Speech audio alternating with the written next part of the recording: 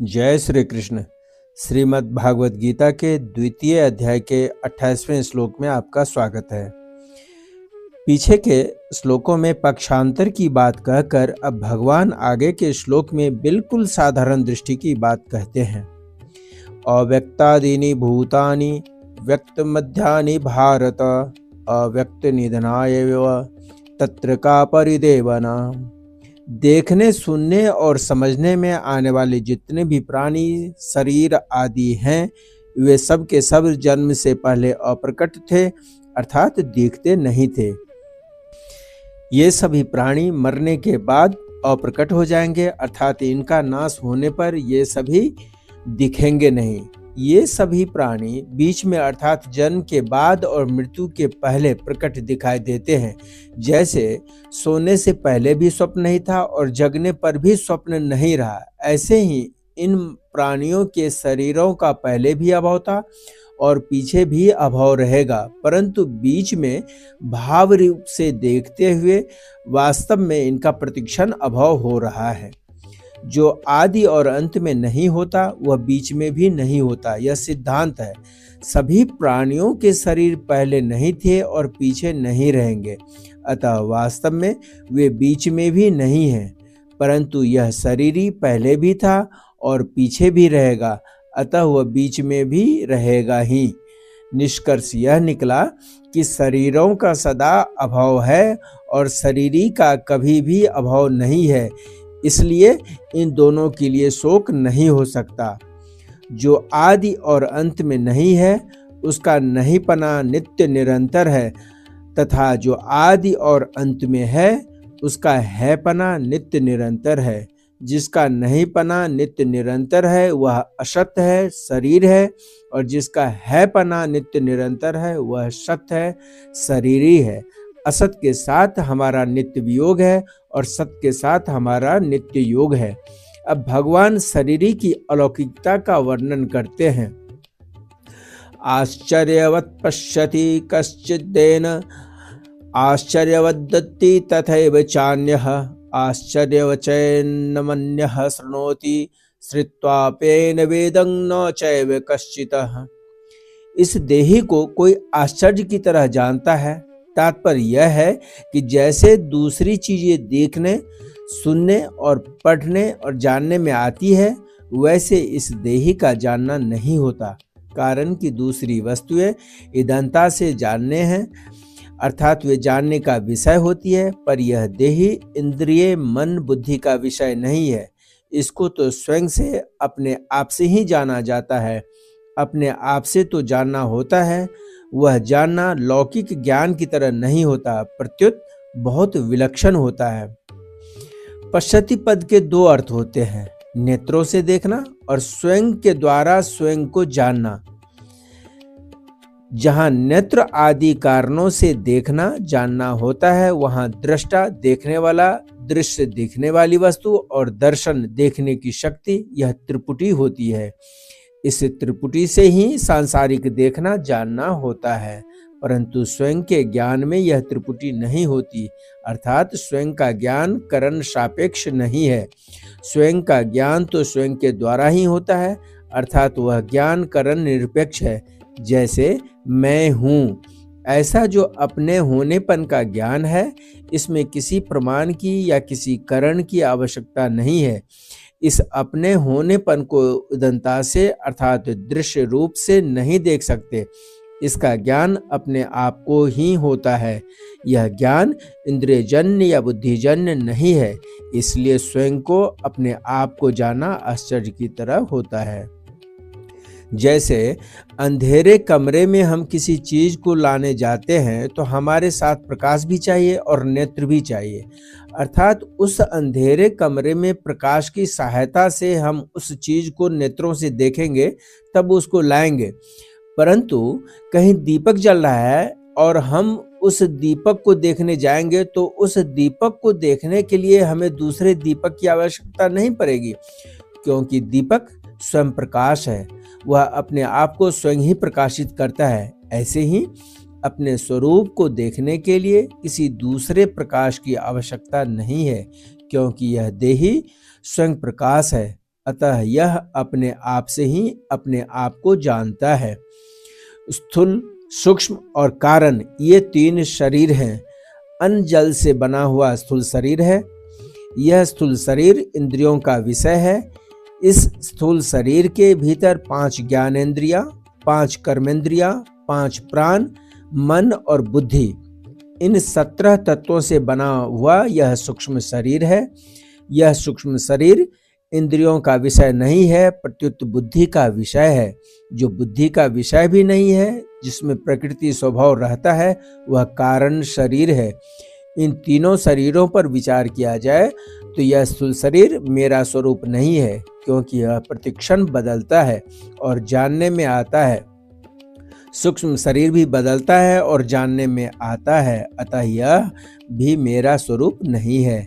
कारण शरीर प्रकृति स्वरूप है, पर देही प्रकृति से भी अतीत है, अतः कारण शरीर भी मेरा स्वरूप नहीं है। यह देही जब प्रकृति को छोड़कर अपने स्वरूप में स्थित हो जाता है, तब यह अपने आप से अपने आप को जान लेता है। यह जानना सांसारिक वस्तुओं को जानने की अपेक्षा सर्वथा विलक्षण होता है, इसलिए इसको आश्चर्यवत पश्यति कहा गया है। यहाँ भगवान ने कहा है कि अपने आप का अनुभव करने वाला कोई एक ही होता है, और आगे के श्लोक में भी यही बात कही है कि कोई एक मनुष्य ही मेरे के तत्व को जानता है। कश्चिन्मा वेति तत्वतः। इन पदों से ऐसा मालूम होता है कि इस अविनाशी तत्व को जानना बड़ा कठिन है, दुर्लभ है, परंतु वास्तव में ऐसी बात नहीं है। इस तत्व को जानना कठिन नहीं है, दुर्लभ नहीं है, प्रत्युत इस तत्व को सच्चे हृदय से जानने वाले की इस तरफ लगने वाली की कमी है। यह कमी जानने की जिज्ञासा कम होने के कारण ही है। ऐसे ही दूसरा पुरुष इस देही का आश्चर्य की तरह वर्णन करता है, क्योंकि यह तत्व वाणी का विषय नहीं है, जिससे वाणी भी प्रकाशित होती है। वह वाणी उसका वर्णन कैसे कर सकती है? जो महापुरुष इस तत्व का वर्णन करता है, वह तो शाखा चंद्रयान की तरह वाणी से इसका केवल संकेत ही करता है, जिससे सुनने वाले का लक्ष्य इधर हो जाए। अतः इसका वर्णन आश्चर्य की तरह ही होता है। उसका तात्पर्य यह नहीं है कि जो जानने वाला है उससे यह कहने वाला अन्य है, क्योंकि जो स्वयं जानेगा ही नहीं, वह वर्णन क्या करेगा। अतः इस पद का तात्पर्य यह है कि जितने जानने वाले हैं, उनमें वर्णन करने वाला कोई एक ही होता है, कारण कि सब के सब अनुभवी तत्वज्ञ महापुरुष उस तत्व का विवेचन करके सुनने वाले को उस तत्व तक नहीं पहुंचा सकते। उसकी शंकाओं का, तर्कों का पूरी तरह समाधान करने की क्षमता नहीं रखते। अतः वर्णन करने वाले की विलक्षण क्षमता का द्योतन करने के लिए ही यह अन्य पद दिया गया है। दूसरा कोई इस देही को आश्चर्य की तरह सुनता है। तात्पर्य है कि सुनने वाला शास्त्रों की, लोक लोकांतरों की जितनी बातें सुनता आया है, उन सब बातों से इस देही की बात विलक्षण मालूम देती है, कारण कि जो दूसरा कुछ सुना है वह सब का सब इंद्रियां, मन, बुद्धि आदि का विषय है, परंतु यह देही इंद्रियों आदि का विषय नहीं है, प्रत्युत यह इंद्रियों आदि के विषय को प्रकाशित करता है। अतः इस देही की विलक्षण बात वह आश्चर्य की तरह सुनता है।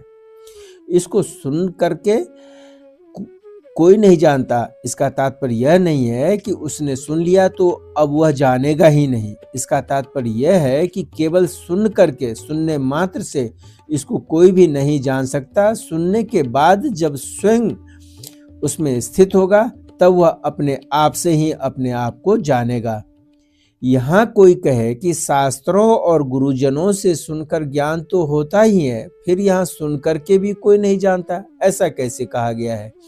इस विषय पर थोड़ी गंभीरता से विचार करके देखें कि शास्त्रों पर श्रद्धा स्वयं शास्त्र नहीं कराते और गुरुजनों पर श्रद्धा स्वयं गुरुजन नहीं कराते, किंतु साधक स्वयं ही शास्त्र और गुरु पर श्रद्धा विश्वास करता है, स्वयं ही उनके सम्मुख होता है। अगर स्वयं के सम्मुख हुए बिना ही ज्ञान हो जाता तो आज तक भगवान के बहुत अवतार हुए हैं, बड़े बड़े जीवन मुक्त महापुरुष हुए हैं, उनके सामने कोई अज्ञानी रहता ही नहीं। अर्थात सबको तत्व ज्ञान हो जाना चाहिए था, पर ऐसा देखने में भी नहीं आता। श्रद्धा विश्वास पूर्वक सुनने से स्वरूप में स्थित होने में सहायता तो जरूर मिलती है, पर स्वरूप में स्थित स्वयं ही होता है। अतः उपर्युक्त पदों का तात्पर्य तत्व ज्ञान को असंभव बताने में नहीं, प्रत्युत उसे करण निरपेक्ष बताने में है। मनुष्य किसी भी रीति से तत्व को जानने का प्रयत्न क्यों न करे, पर अंत में अपने आप से ही अपने आप को जानना होगा। श्रवण मनन आदि साधन तत्व के ज्ञान में परंपरागत साधन माने जा सकते हैं, पर वास्तविक बोधकरण निरपेक्ष अपने आप से ही होता है। अपने आप से अपने आप को जानना क्या होता है? एक होता है करना, एक होता है देखना और एक होता है जानना। करने में कर्मेंद्रियों की, देखने में ज्ञानेंद्रियों की और जानने में स्वयं की मुख्यता होती है। ज्ञानेंद्रियों के द्वारा जानना नहीं होता, प्रत्युत देखना होता है, जो कि व्यवहार में उपयोगी है। स्वयं के द्वारा जो जानना होता है वह दो तरह का होता है। एक तो शरीर संसार के साथ मेरी सदा भिन्नता है और दूसरा परमात्मा के साथ मेरी सदा अभिन्नता है।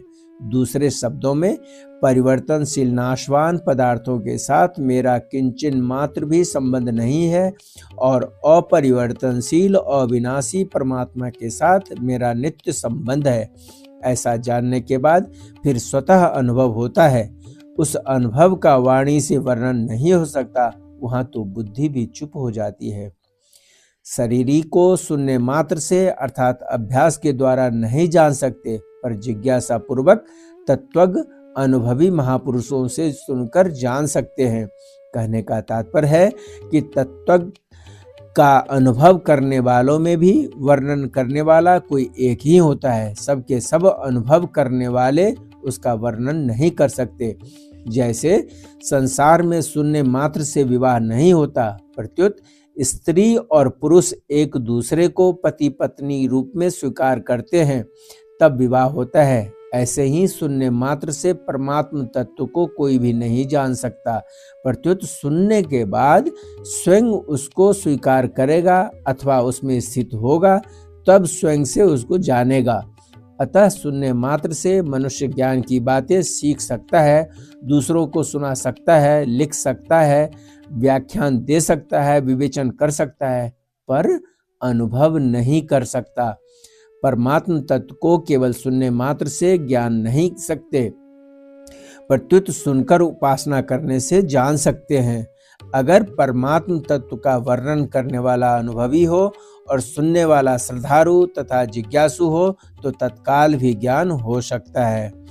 अब तक देह और देही का जो प्रकरण चल रहा था उसका आगे के श्लोक में उपसंहार करते हैं।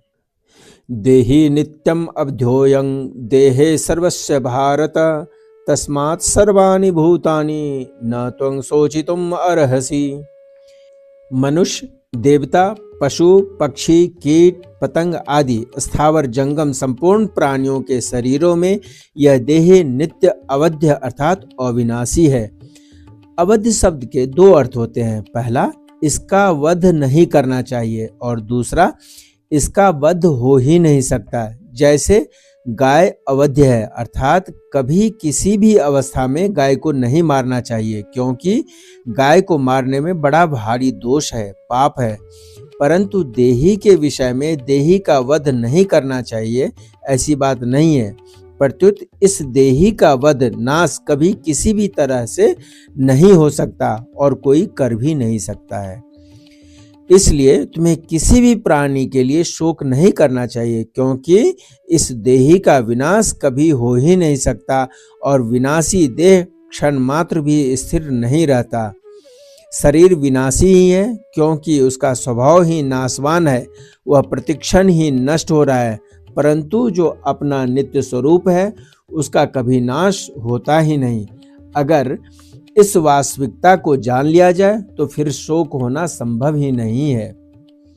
यहाँ 11वें श्लोक से 30वें श्लोक तक का जो प्रकरण है, यह विशेष रूप से देही देह, नित्य अनित्य, सत असत, अविनाशी विनाशी, इन दोनों के विवेक के लिए, अर्थात इन दोनों को अलग अलग बताने के लिए ही है। कारण कि जब तक देही अलग है और देह अलग है, यह विवेक नहीं होगा, तब तक कर्मयोग, ज्ञान योग, भक्ति योग आदि कोई सा भी योग अनुष्ठान में नहीं आएगा।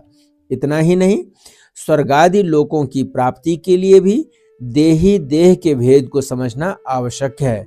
कारण कि देह से अलग देही न हो तो देह के मरने पर स्वर्ग कौन जाएगा।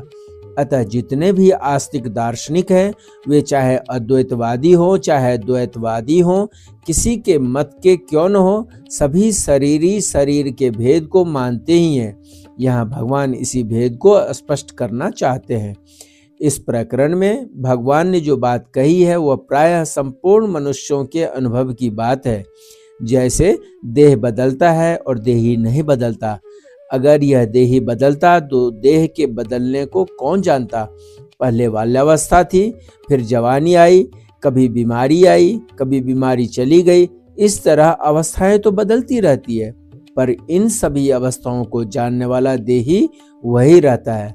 अतः बदलने वाला और न बदलने वाला, ये दोनों कभी एक नहीं हो सकते। इसका सबको प्रत्यक्ष अनुभव है। इसलिए भगवान ने इस प्रकरण में आत्मा अनात्मा, ब्रह्म जीव, प्रकृति पुरुष, जड़ चेतन, माया अविद्या आदि दार्शनिक शब्दों का प्रयोग नहीं किया है। कारण कि लोगों ने दार्शनिक बातें केवल सीखने के लिए मान रखी है, उन बातों को केवल पढ़ाई का विषय मान रखा है। इसको दृष्टि में रखकर भगवान ने इस प्रकरण में दार्शनिक शब्दों का प्रयोग न करके देह देही, शरीर शरीरी, सत असत, विनाशी अविनाशी शब्दों का ही प्रयोग किया है। जो इन दोनों के भेद को ठीक ठीक जान लेता है, उसको कभी किंचन मात्र भी शोक नहीं हो सकता। जो केवल दार्शनिक बातें सीख लेते हैं, उनका शोक दूर नहीं होता। एक 6 दर्शनों की पढ़ाई करना होता है और एक अनुभव करना होता है। ये दोनों बातें अलग अलग है और इनमें बड़ा भारी अंतर है। पढ़ाई में ब्रह्म, ईश्वर, जीव, प्रकृति और संसार, ये सभी ज्ञान के विषय होते हैं। अर्थात पढ़ाई करने वाला तो ज्ञाता होता है और ब्रह्म, ईश्वर आदि इंद्रियों और अंतःकरण के विषय होते हैं। पढ़ाई करने वाला तो जानकारी बढ़ाना चाहता है, विद्या का संग्रह करना चाहता है, पर जो साधक, मुमुक्षु, जिज्ञासु और भक्त होता है, वह अनुभव करना चाहता है। अर्थात प्रकृति और संसार से संबंध विच्छेद करके अपने आप को जानकर ब्रह्म के साथ अभिन्नता का अनुभव करना चाहता है, ईश्वर के शरण होना चाहता है। सत असत का विवेक मनुष्य अगर अपने शरीर पर करता है तो वह साधक होता है, और संसार पर करता है तो विद्वान होता है। अपने को अलग रखते हुए संसार में सत असत का विवेक करने वाला मनुष्य वाचक ज्ञानी तो बन जाता है, पर उसको अनुभव नहीं हो सकता। परंतु अपनी देह में सत असत का विवेक करने से मनुष्य वास्तविक ज्ञानी हो सकता है। तात्पर्य है कि संसार में सत असत का विवेक केवल पंडिताई के लिए है, जबकि गीता पंडिताई के लिए नहीं है। इसलिए भगवान ने दार्शनिक शब्दों का प्रयोग न करके देह देही, शरीर शरीरी जैसे सामान्य शब्दों का प्रयोग किया है। जो संसार में सत असत का विचार करते हैं, वे अपने को अलग रखते हुए अपने को ज्ञान का अधिकारी बनाते हैं, परंतु अपने में देह देही का विचार करने में मनुष्य मात्र ज्ञान प्राप्ति का अधिकारी है। अनुभव करने के लिए देह देही का विवेचन उपयोगी है और सीखने के लिए तत्व का विवेचन उपयोगी है। इसलिए साधक अनुभव करना चाहता है तो सबसे पहले उसको शरीर से अपने अलगाव का अनुभव करना चाहिए कि शरीर शरीरी के संबंध से रहित है और शरीरी शरीर के संबंध से रहित है। अर्थात मैं शरीर नहीं हूँ। उसने जितनी सच्चाई से, दृढ़ता से, विश्वास से और निसंदेहता से शरीर की सत्ता महत्ता जानी है, उतनी ही सच्चाई से, दृढ़ता से, विश्वास से और निसंदेहता से स्वयं की सत्ता महत्ता मान ले और अनुभव कर ले। शरीर केवल कर्म करने का साधन है और कर्म केवल संसार के लिए ही होता है। जैसे कोई लेखक जब लिखने बैठता है तब वह लेखनी को ग्रहण करता है और वह जब लिखना बंद करता है तब लेखनी को यथास्थान रख देता है। ऐसे ही साधक को कर्म करते समय शरीर को स्वीकार करना चाहिए और कर्म समाप्त होते ही शरीर को ज्यों का त्यों रख देना चाहिए, उससे असंग हो जाना चाहिए। कारण कि अगर हम कुछ भी न करें तो शरीर की क्या जरूरत है। साधक के लिए खास बात है जाने हुए असत का त्याग। साधक जिसको असत जानता है उसका वह त्याग कर दे तो उसका साधन सहज सुगम हो जाएगा और जल्दी सिद्ध हो जाएगा। साधक की अपने साध्य में जो प्रियता है वही साधन कहलाती है।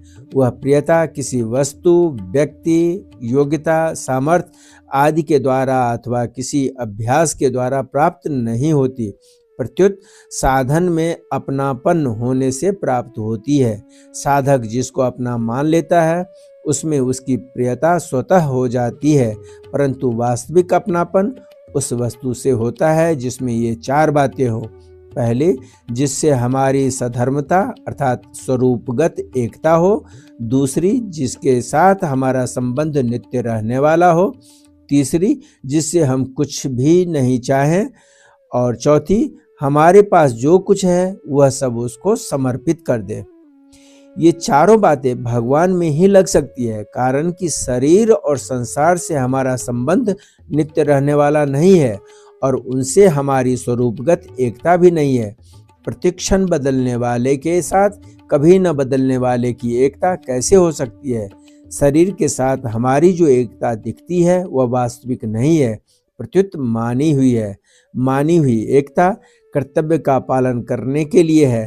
तात्पर्य है कि जिसके साथ हमारी मानी हुई एकता है उसकी सेवा तो हो सकती है पर उसके साथ अपनापन नहीं हो सकता है। जाने हुए असत का त्याग करने के लिए यह आवश्यक है कि साधक विवेक विरोधी संबंध का त्याग करे। जब तक साधक का शरीर के साथ मैं मेरेपन का संबंध रहता है तब तक साधन करते हुए भी सिद्धि नहीं होती और वह शुभ कर्मों से, सार्थक चिंतन से और स्थिति की आसक्ति से बंधा रहता है। वह यज्ञ, तप, दान आदि बड़े बड़े शुभ कर्म करे, आत्मा का परमात्मा का चिंतन करे अथवा समाधि में भी स्थित हो जाए तो भी उसका बंधन सर्वथा मिटता नहीं। कारण कि शरीर के साथ संबंध मानना भी मूल बंधन है, मूल दोष है, जिससे संपूर्ण दोषों की उत्पत्ति होती है। अगर साधक का शरीर से माना हुआ संबंध सर्वथा मिट जाए तो उसके द्वारा अशुभ कर्म तो होंगे ही नहीं, शुभ कर्मों में भी आसक्ति नहीं होगी। उसके द्वारा निरर्थक चिंतन तो होगा ही नहीं, सार्थक चिंतन में भी आसक्ति नहीं रहेगी। उसमें चंचलता तो रहेगी ही नहीं, समाधि में, स्थिरता में अथवा निर्विकल्प स्थिति में भी आसक्ति नहीं रहेगी। इस प्रकार स्थूल शरीर से होने वाले कर्म में, सूक्ष्म शरीर से होने वाले चिंतन में और कारण शरीर से होने वाली स्थिरता में आसक्ति का नाश हो जाने पर उसका साधन सिद्ध हो जाएगा, अर्थात मोह नष्ट हो जाएगा और सत्य तत्व की प्राप्ति हो जाएगी। इसलिए भगवान ने अपने उद्देश्य के आरंभ में शरीर का संबंध सर्वथा मिटाने के लिए शरीर शरीरी के विवेक का वर्णन किया है। जय श्री कृष्ण। मिलते हैं 31वें श्लोक के साथ में। जय श्री कृष्ण। आपका दिन शुभ हो। कृपया वीडियो को लाइक कीजिएगा, चैनल को सब्सक्राइब कीजिएगा, दोस्तों के साथ शेयर कीजिएगा, बेल आइकन दबाना न भूलिएगा। धन्यवाद।